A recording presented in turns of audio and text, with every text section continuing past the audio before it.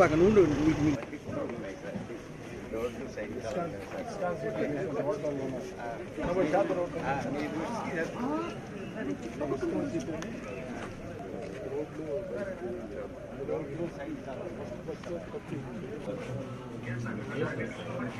Job చేయాలనే sir అబ్బాయి కానీ అందుకని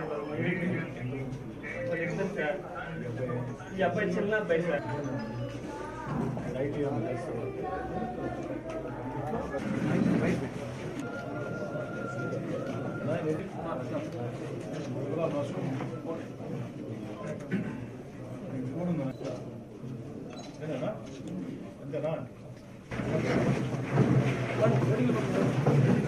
అత్యంత విషాదకరం.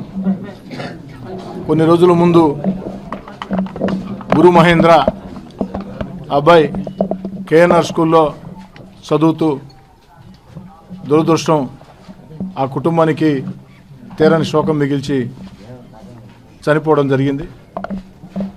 ఆ రోజు సంఘటన జరిగిన వెంటనే మేమందరం కూడా అసెంబ్లీలో ఉన్న జిల్లా అధికార యంత్రాంగం మొత్తం అక్కడ విచ్చేసి ఆ కుటుంబానికి అండగా నిలిచింది.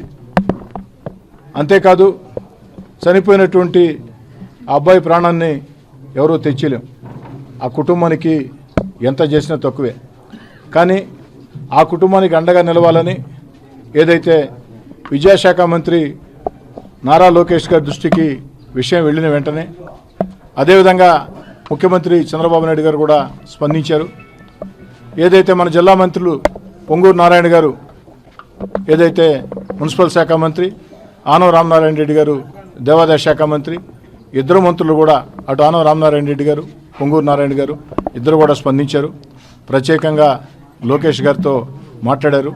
లోకేష్ గారు ప్రభుత్వ పక్షాన 5 లక్షల రూపాయలు ఆ కుటుంబానికి ఆర్థిక సాయం ప్రకటించారు.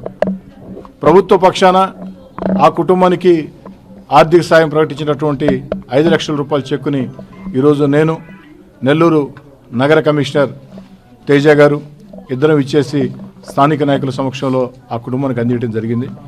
అంతేకాకుండా ఆ కుటుంబం మరో 2 కోరికలు కోరింది. ఒకటి, ఆ కుటుంబానికి ఇళ్ల స్థలం లేదు. ఆ కుటుంబానికి నెల్లూరులో ఇళ్ల స్థలం ఇప్పించే బాధ్యత మేము తీసుకుంటామని చెప్పని మాటిస్తూ ఉన్నా. అదేవిధంగా ఆ అబ్బాయి అన్న 10th క్లాస్ పాస్ అయ్యి కూడా కుటుంబంలో ఇద్దరిని చదివించాలంటే కష్టమని, తన తమ్ముడు బాగా చదువులో రాణిస్తున్నాడని, ఎదగాలని 10th క్లాస్ తర్వాత ఆ అబ్బాయి ప్రైవేట్ విద్యా సంస్థల్లో పనిచేస్తూ ఉన్నారు. వారితో కూడా మాట్లాడి ఇంకా మెరుగైన అవకాశం ఆ కుటుంబానికి ఇచ్చేదానికి ప్రయత్నిస్తాం. ఒకటి మాత్రం మళ్ళీ పదే చెప్తున్నా, ఎంత చేసినా ఆ కుటుంబానికి తక్కువే. ఎంతో భవిష్యత్తు కలిగిన, చదువుల్లో చాలా చురుగ్గా ఉండి అన్ని రకాల కూడా అటు బంధువులందరూ కూడా చెప్తూ ఉన్నారు అబ్బాయి చాలా యాక్టివ్గా ఉండేవాడని. అబ్బాయి ప్రాణం అయితే నిజంగా ఎవరూ తెచ్చిలేం.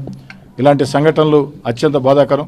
అదేవిధంగా జరిగిన సంఘటన మీద జిల్లా కలెక్టర్ గారు ప్రత్యేక దృష్టి సారించి ఒక కమిటీ కూడా వేయటం జరిగింది.